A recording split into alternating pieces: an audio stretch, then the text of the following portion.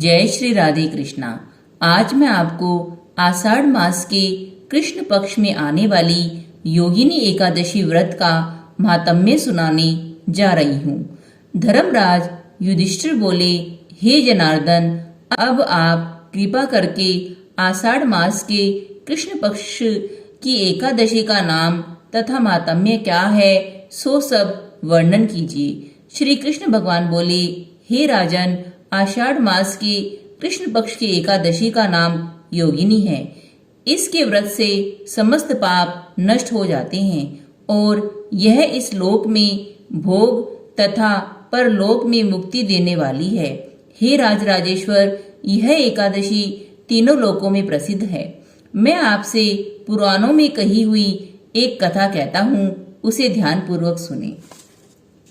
अलकापुरी नाम की नगरी में एक कुबेर नामक राजा राज्य करता था। वह शिव भक्त था। उसकी पूजा के लिए एक माली पुष्प लाया करता था। उसकी विशालाक्षा नाम की अत्यंत सुंदर स्त्री थी। एक दिन वह मानसरोवर से पुष्प ले आया, परंतु कामासक्त होने के कारण पुष्पों को रखकर स्त्री के साथ रमन करने लगा और दोपहर तक नहीं आया। जब राजा कुबेर को उसकी राह देखते देखते दोपहर हो गई तो उसने क्रोधपूर्वक अपने सेवकों को आज्ञा दी कि तुम लोग जाकर हेममाली का पता लगाओ कि वह अभी तक पुष्प क्यों नहीं लाया है।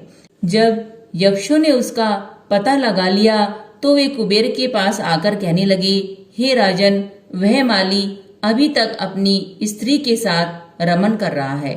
यक्षों की इस बात को सुनकर कुबेर ने हेममाली को बुलाने की आज्ञा दी।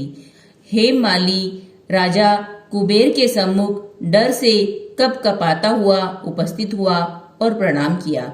उसको देखकर राजा कुबेर को महान क्रोध आया। उसने कहा, हे पापी, हे महानीच, हे कामी, तूने मेरे पूजनीय ईश्वर के भी ईश्वर शिवजी का भी अनादर किया है। इससे मैं तुझे शाप देता हूँ कि तू स्त्री का वियोग भोगेगा और मृत्युलोक में जाकर कोढ़ी होगा। कुबेर के शाप के प्रभाव से उसी क्षण स्वर्ग से पृथ्वी पर गिरा और कोढ़ी हो गया। उसकी स्त्री भी उसी समय अंतर्ध्यान हो गई। मृत्युलोक में जाकर उसने महान दुख भोगे, परंतु शिवजी की भक्ति के प्रभाव से उसकी बुद्धि मलिन न हुई। वह हिमाचल पर्वत की ओर चल दिया। वहां पर चलते चलते वह मार्कंडेय ऋषि के आश्रम में पहुंचा। वह ऋषि अत्यंत वृद्ध तथा तपशाली था। उनको देखकर वह हेममाली वहां गया और उनको प्रणाम करके उनके चरणों में गिर पड़ा। उसको देखकर मार्कंडेय ऋषि बोले कि तूने कौन से कुकर्म किए हैं जिससे तू कोढ़ी हुआ और महान दुख भोग रहा है। इस पर हेममाली बोला, हे मुनि, मैं यक्षदान कुबेर का सेवक हूँ। मैं राजा की पूजा के लिए नित्य प्रति पुष्प लाया करता था। एक दिन अपनी स्त्री के साथ विहार करते करते मुझे देर हो गई और दोपहर तक पुष्प लेकर नहीं पहुंच सका। उन्होंने मुझे शाप दिया कि तू अपनी स्त्री का वियोग भोग कर पृथ्वी में जाकर कोढ़ी बन जाएगा और दुख भोगेगा। इससे मैं कोढ़ी हो गया और महान दुख भोग रहा हूँ। अतः आप कोई ऐसा उपाय बतलाइए जिससे मेरी मुक्ति हो जाए। इस पर मार्कंडेय ऋषि बोले कि हे भाई, तूने मेरे सम्मुख सत्य वचन कहे, इसलिए मैं तेरे उद्धार के लिए एक व्रत बताता हूँ।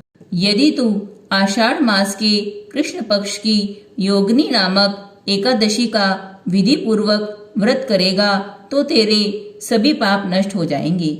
इस पर हेममाली बहुत प्रसन्न हुआ और उसने मुनि के वचनों के अनुसार योगिनी एकादशी का विधि पूर्वक व्रत किया। इसके प्रभाव से वह फिर अपने पुराने रूप में आ गया और अपनी स्त्री के साथ विहार करने लगा। हे राजन, इस योगिनी एकादशी की कथा का फल 88 सहस्त्र ब्राह्मणों को भोजन कराने के बराबर है।